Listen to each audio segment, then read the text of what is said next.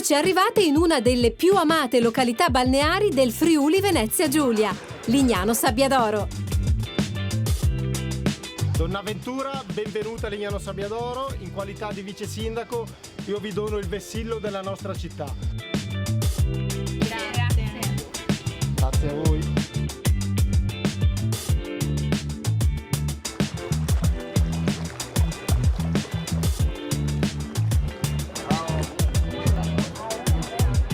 Oggi è domenica e facciamo qualcosa di un po' particolare. Ragazze, a Lignano Sabbiadoro si vola!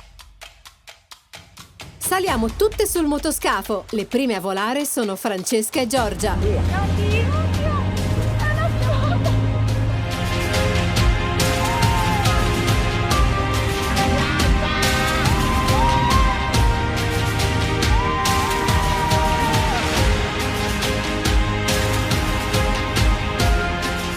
Cammino sull'acqua. Si scende!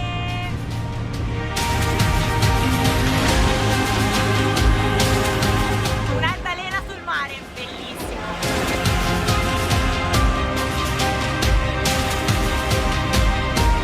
Ecco, adesso dovremmo aver raggiunto l'altezza massima, 100 metri. Guardate un po', si vede anche. Che panorama, My head in the clouds, I don't know where we go. E anche questa volta è stata un'esperienza indimenticabile. In that kind of love. E qui ogni anno si svolge l'Aquatic Runner, proprio tra Lignano Sabbiadoro e Grado.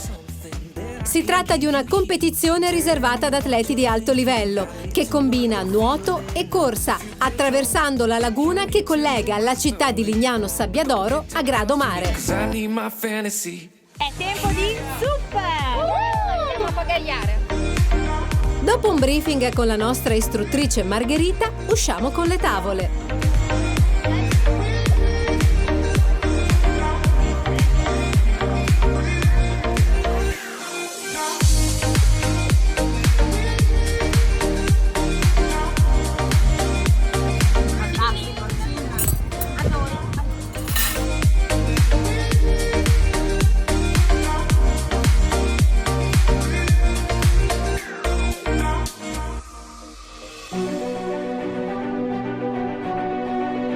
Anche in Friuli Venezia Giulia, come nel resto della costa adriatica, si pesca utilizzando grandi reti sospese.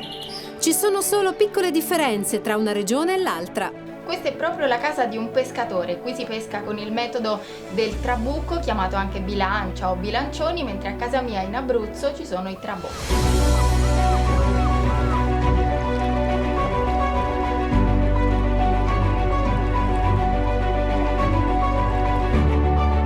Oggi giro in canoa nel parco naturale alle foci del fiume Stella.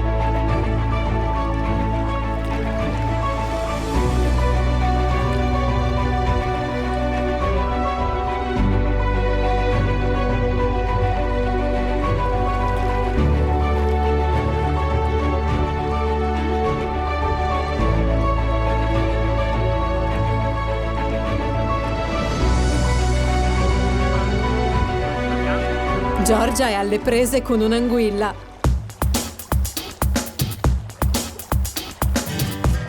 Com'è stata la tua prima volta in canoa?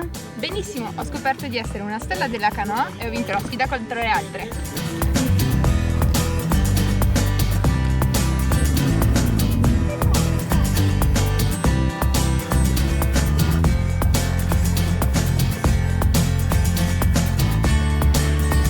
Dopo aver fatto il giro dei retoni, si controlla il bottino e si decide cosa tenere e cosa ributtare in acqua.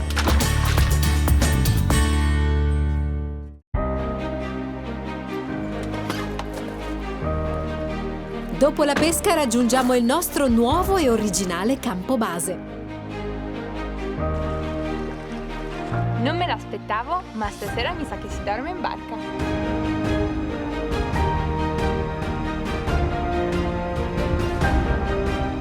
Casetta galleggiante sul fiume Tagliamento. Io direi più una barchetta galleggiante. Una camera a testa. Dividiamocela, dai. E al piano superiore una cucina. Casomai facciamo una bella cenetta. A lume di candela, direi.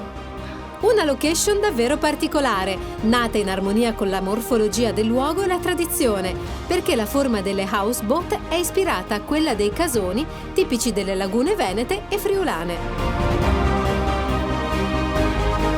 Dalla nostra houseboat stiamo per andare a fare colazione su un battello lungo il fiume Tagliamento. Noi siamo molto attenti all'ambiente, infatti stiamo navigando lungo il fiume Tagliamento con un'imbarcazione elettrica. Questo fiume è lungo circa 100 km.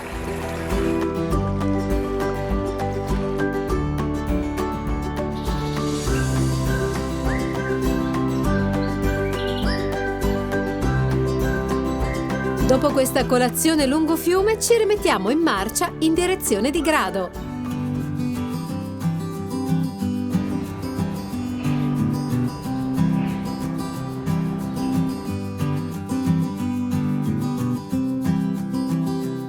Benvenuta a Grado ragazze, io sono Matteo Polo, vice sindaco del comune di Grado, sono contento di accogliervi nella nostra Isola del Sole.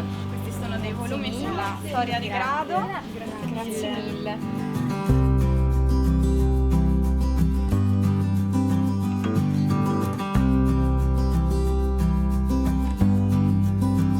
La Basilica di Santa Eufemia sorge in Campo dei Patriarchi, nella città vecchia di Grado. Di certo è l'edificio religioso più importante della città e ha una storia molto antica. Infatti già nel IV secolo, proprio qui, c'era la Basilica di Pater, su cui Niceto, durante l'invasione di Attila, gettò le basi per l'attuale basilica, che si presenta in stile paleocristiano ed è affiancata da un battistero e da un campanile a cuspide. Di grande importanza è la decorazione musiva interna e in particolar modo il pavimento a mosaici che si ispira allo stile bizantino. Sta per raggiungerci una super veterana, protagonista del programma da oltre 10 anni. Ana! Grado in realtà è un'isola, o perlomeno lo è stata fino al 1963, quando è stato costruito il ponte che oggi la collega alla terraferma. Il territorio del comune di Grado si estende tra l'omonima laguna, le foci del fiume Isonzo e il mare Adriatico. Il capoluogo si trova sull'isola maggiore ed è suddiviso in diverse zone, o meglio chiamate rioni, tra i quali sicuramente spicca Gradoveccia, la città antica che è racchiusa dal perimetro del castrum romano, e questa è la sua meravigliosa darsena.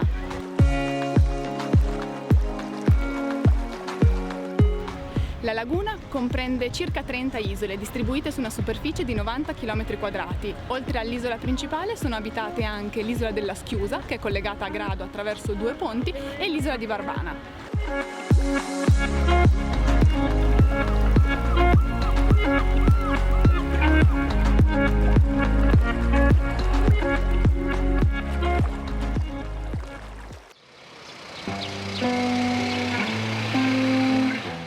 E ora si va a Porto Piccolo, dove stabiliremo un nuovo campo base.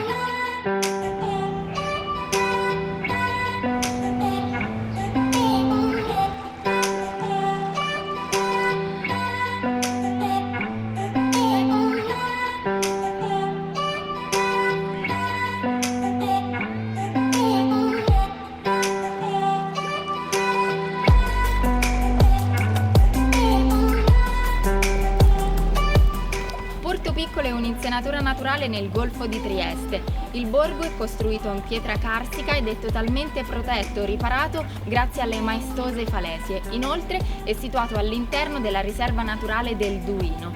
Porto Piccolo possiamo dire che è un connubio perfetto tra moderno e tradizionale, il tutto rispettando completamente l'ambiente circostante. Una medusa incredibilmente grande qui nel porto di Porto Piccolo. È buon segno, perché significa che le acque sono pulite. Ci imbarchiamo e puntiamo verso Trieste.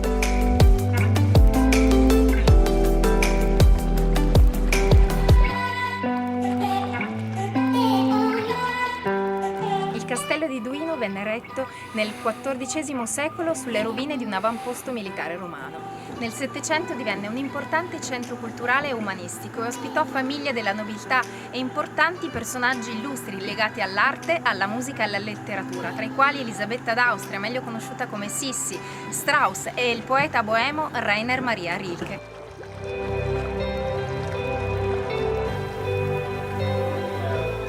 romantico castello di Miramare venne edificato nel 1885 da Massimiliano d'Asburgo, alla periferia di Trieste, ed è una dimora storica circondata da un giardino ed è una perfetta sintesi tra arte e natura, tra profumi mediterranei e uno stile medievale gotico rinascimentale.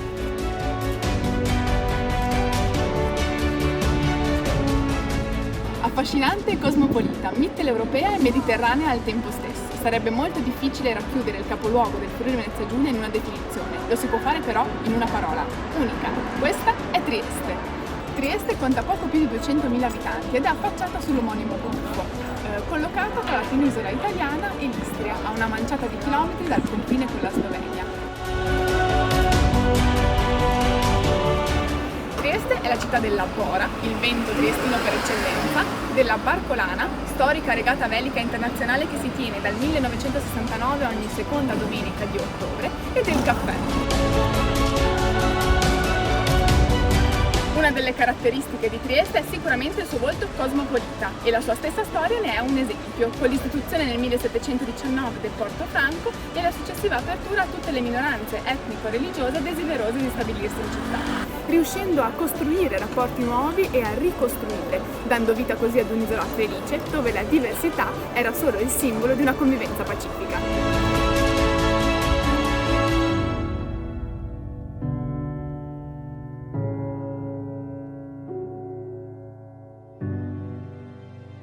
Continua il viaggio di Donna Avventura attraverso l'Italia. Siamo in Friuli Venezia Giulia e questo è il fiume Tagliamento.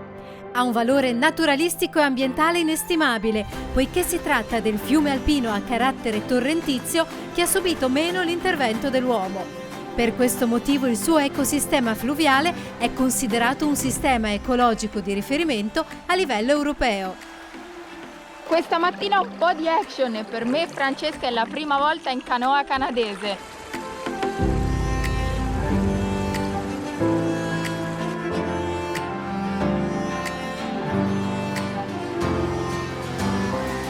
Siamo su delle rapide, è bellissimo!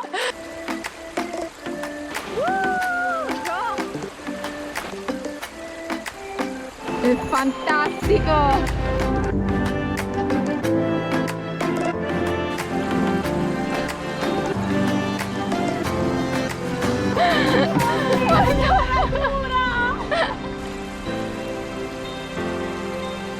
Questo è stato uno degli scenari della Prima Guerra Mondiale. Le battaglie sul fiume Tagliamento rallentarono l'offensiva nemica e permisero di organizzare una solida difesa sul Piave, decisiva per l'esito finale della Grande Guerra del 15-18. Abbiamo raggiunto un posto pazzesco. Guardate un po'. Certo che senza la canoa canadese qui non ci saremmo arrivati. No.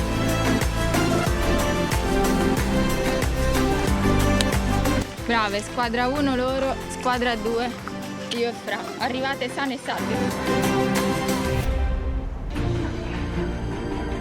Siamo nella riserva naturale della Foce dell'Isonzo e stiamo seguendo le orme dei cavalli.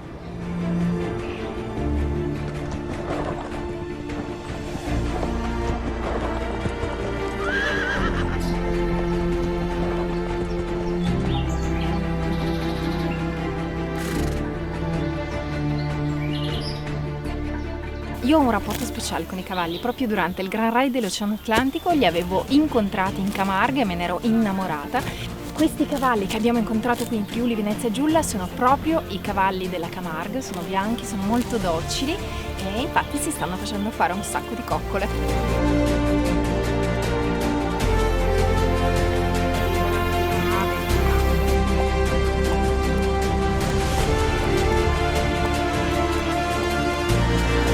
I cavalli vivono allo stato brado all'interno della riserva naturale Foce dell'Isonzo e in loro compagnia si possono fare escursioni, attività equestri o anche solo avere il piacere di accarezzarli e dar loro da mangiare.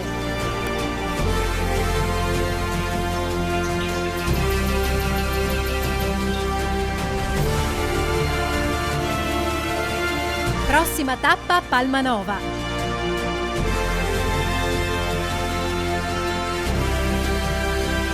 Entriamo attraverso Porta Aquileia, una delle 3 monumentali porte d'accesso alla città, e raggiungiamo il suo fulcro, Piazza Grande, chiamata anche Piazza d'Armi.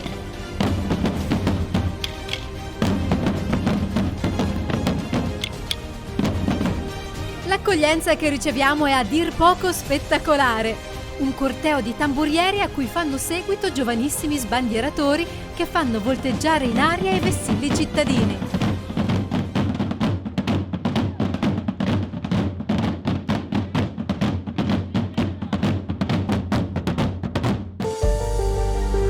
Anche le ragazze del team si cimentano con le bandiere, su cui campeggia fiero il leone di San Marco.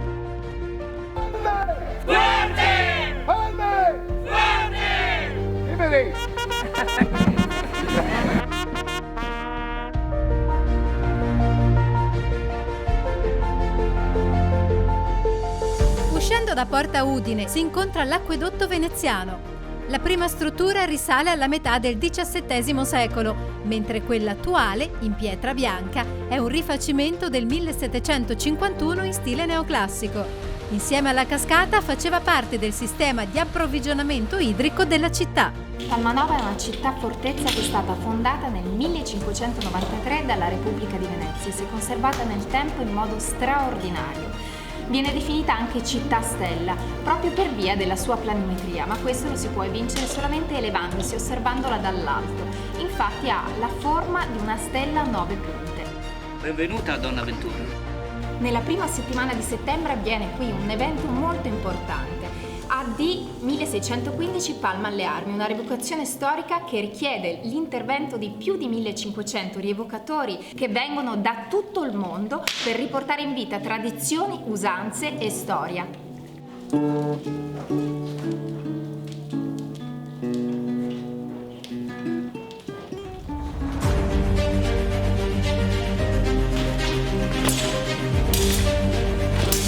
Cosa sta succedendo lassù? Andiamo a vedere le ragazze. Andiamo.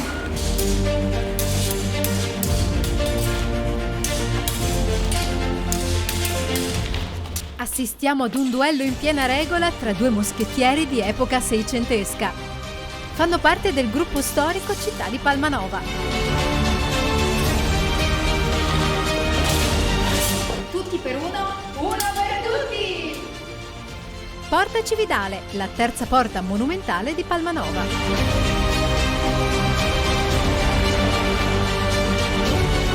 Grazie.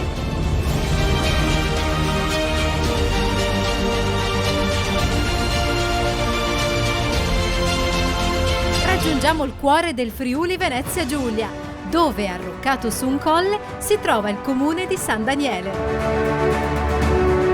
Questa è la piazza principale di San Daniele, nonché il punto più alto della città, una vera chicca nel Friuli centrale. Questo è il famoso prosciutto di San Daniele, in particolare questo è stagionato 18 mesi. Non potevamo venire a San Daniele e non assaggiare il prosciutto, unico nel suo genere. Il San Daniele ha un prosciutto unico, indissolubilmente legato al luogo in cui viene stagionato, un piccolo centro collinare, San Daniele appunto, dalla collocazione speciale. Si trova infatti a 250 metri sopra il livello del mare, accarezzato da una brezza che spira da nord-est tra le Alpi Carniche e il Mar Adriatico. Vengono selezionate solo cosce di suini pesanti rigorosamente italiani, ai quali vengono aggiunti solo 3 elementi: sale, tempo e natura. Niente conservanti, niente additivi, niente aggiunte, solo tanta passione, esperienza e la magia della brezza.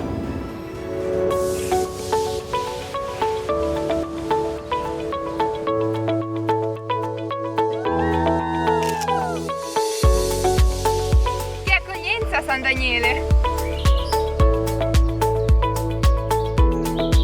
Siamo nella cucina di Alessandra che ci farà scoprire che cos'è il frico e soprattutto ce lo farà assaggiare. Anna Bruna, seguimi bene, è molto semplice, vedrai. Allora, si comincia dalla cipolla, poi tagliamo un pezzo di montasio, lo tagliamo anche questo a cubettini e poi, dopo le patate, lo andremo ad aggiungere alla cipolla. Eccolo qua.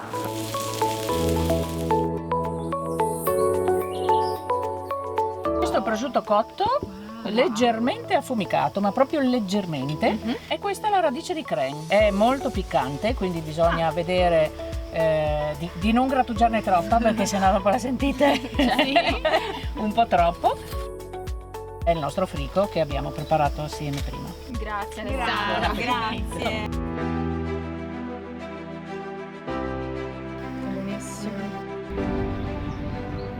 Siamo nel Collio, una zona collinare famosa per i suoi vini. Qui gioco in casa, vi ho portato in una realtà molto particolare, un'azienda vinicola che non è sul confine, è praticamente essa stessa al confine. La casa infatti si trova sul territorio italiano, le vigne invece in Slovenia, quindi un po' come me, cittadina italo-slovena. Siamo con Edi Kever e chi meglio di lui può parlarci di questo territorio? Secondo me abbiamo una delle terre più belle su questo pianeta di grandi vini bianchi. Il Collio vuol dire vino, perché è una zona di vino, ma vuol dire soprattutto territorio. Qui, con metodo biodinamico, si produce un pregevole vino bianco. Potrei fare numeri 3 volte quelli di oggi, non mi è mai interessato, sto trasmettendo ai figli questo per fare sempre meno bottiglie se si può, ma fare la bottiglia che tu oggi sei qui, porti a casa il souvenir del Collio, è la bottiglia del Collio. E allora grazie per aver fatto entrare anche Donna Ventura nel Collio. No, grazie a voi. A pochi chilometri di distanza si trova la fattoria Zoff, dove vengono prodotti formaggi tipici della zona. Che bello questo posto! Le mucche, i cavalli e gli asini. Siamo in una piccola azienda agricola a conduzione familiare che da oltre 3 generazioni alleva vacche da latte di pezzata rossa italiana. Nel laboratorio artigianale poi il latte viene trasformato per avviare la produzione di formaggio a latte crudo. Il formaggio tradizionale tipico della zona si chiama latteria.